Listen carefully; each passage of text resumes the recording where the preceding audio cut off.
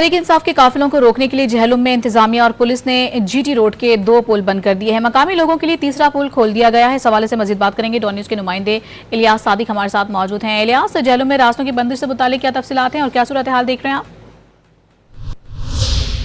पाकिस्तान तहरीक इंसाफ के धरना को नाकाम बनाने के लिए जेल में तमाम तर इंतजामात आज चौथे रोज भी जो है वो जारी हैं। यहाँ पर पुलिस बैरियर्स कंटेनर जो है वो आपको नजर आ रहे हैं और हर तरह की ट्रैफिक जो है उसकी लंबी कतारें हैं। लेकिन यहाँ पर जो देखा जाए, एक जेलम का ओल्ड जीटी रोड है और यहाँ पर एक पुल भी है जिस पे छोटी ट्रैफिक और रेलवे का जो एक ट्रैक है वो आर्जी तौर पर बहाल है। पैदल चलने वाले मुसाफिर, छोटी ट्रांसपोर्ट और रेलगाड़ी के गुजरने के लिए जेलम इंतजामिया ने वक्ती तौर पर इस ट्रैक को बहाल किया है और तमाम रुकावटों को उठा लिया है ताकि जेलम के लोग, जुड़वा शहर सराइलमगीर और सराइलमगीर के लोग जो है ना जेलम में आर्जी तौर पर आ सके।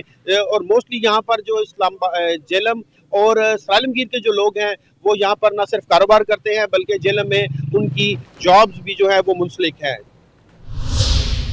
बहुत शुक्रिया आपका।